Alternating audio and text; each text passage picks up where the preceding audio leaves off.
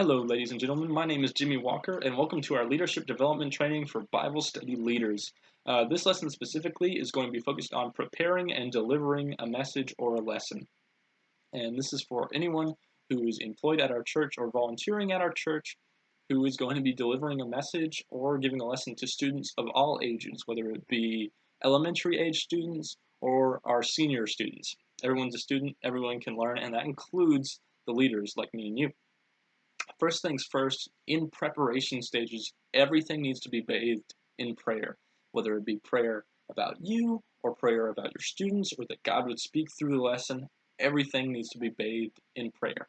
From the moment you start thinking about the next week all the way up until giving the message.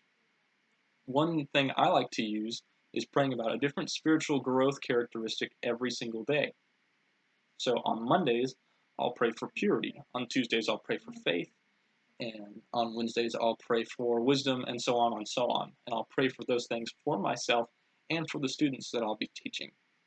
It keeps my prayers from going stale or stagnant, and it allows me to remain a genuine, growing relationship with the Lord where I can grow in all these different aspects. Secondly, in your study time, make sure to be in-depth and thorough. Do not spend a day before or 2 days before preparing for the lesson right before you give it. Remember, we need to be spending a little bit of time. I would recommend anywhere from 30 minutes to an hour every single day preparing for your upcoming lesson. And if you feel comfortable, spend more time.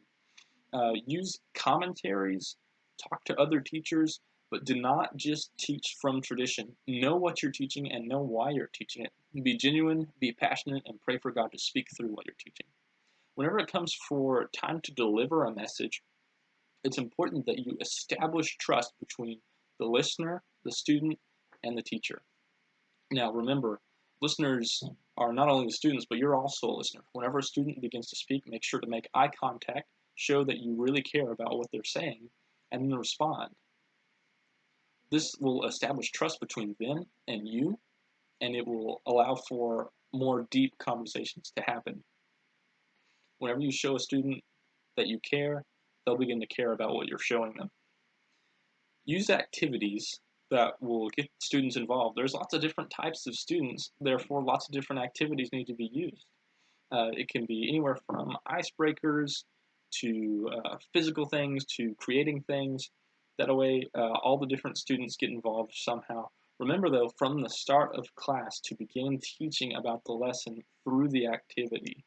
The icebreaker, if you're talking about the Holy Spirit, the icebreaker needs to relate to the Holy Spirit. If you're going to play a game, the game needs to relate to the subject that's being taught that message.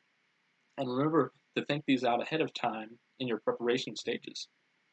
Finally, whenever it comes to the growth of the student, you won't see it immediately. Some teachers will get discouraged because a problem child or a problem student isn't growing or keeps interrupting. Remember to be in prayer for that person specifically, but that person won't grow in a single day. God works and develops students over time. We may not be able to see direct growth immediately.